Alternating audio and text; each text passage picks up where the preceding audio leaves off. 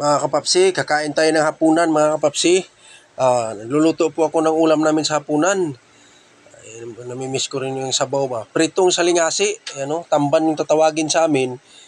Bumili din ako sa palengke ng kalahating kilo. Hinati ko na lang yung ilang piraso, nilagyan ko ng malunggay para may sabaw. Kasi gusto ko lagi may sabaw mga kapapsi. Tsaka may suka din tayo mga kapapsi, napakaganda yung suka ko. Binigay lang din sa akin to, suka na yan, inunti-unti ko na lang kasi napakasarap at malasang-malasa siya. Kaya paunti-unti na lang binubuhos ko. Nilalagay ko lang sa, yung tamang-tama lang talaga, magkasya lang sa isda na inano ko, piniprito ko. Yung isda lang ang kinakain ko kasi kasya lang. Hindi na maraming sobrang sisayang matatapon. Yan po, yan, hinaluan ko ng malunggay siya sa lingasi mga kapapsi, pero napakasarap. Matamis-tamis kasi itong isda na to. Yung lagi namin inuulam sa probinsya namin.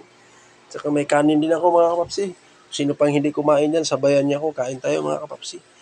Tsaka maganda yung pakaprito ko, talagang crunchy talaga. Talagang, mamaya papakita ko sa inyo. Talagang mapaparami ka talaga ng kanin dyan. Yan po, sili, di mawala yung sili, pangpagana ng kain. Yan. Unti-unti lang ngayon natin kasi ilang piraso lang din nilagay ko. Yung kanin natin, bagong nasaing yan, kaso lang malamig na. Yan. Dito ako nagpuko sa sabaw mga kapapsi, napakasarap yung sabaw niya ng pagsalingasi. Sasaw-saw natin sa suka kung napakasarap yung suka ko mga kapapsi. Timplado na yan siya, hindi ko na nilalagyan ko ano pa, basta timplado na yung suka na yan. Napakasarap nga, kaya unti-unti ko na lang, prito. Pakita ko sa inyo, pati ulo hanggang buntot. Kain ko lahat,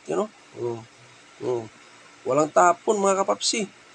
Talagang crunchy talaga. Yan, dandahan ko na lang pagkain mga kapapsi.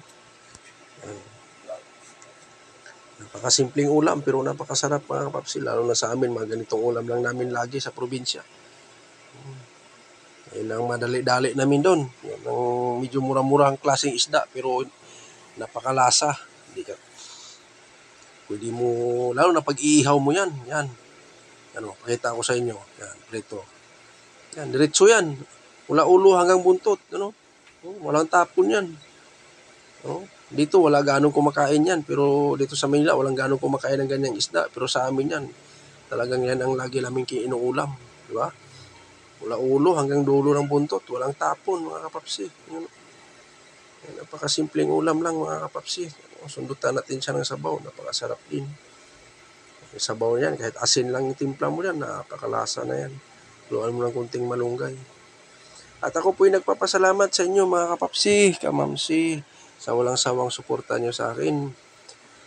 See you next vlog. Thank you for watching mga kapapsi. Sana ingat po tayo lagi. Lalo na tayo sa may mga trabaho sa araw-araw. Ingat po palagi. Bye-bye.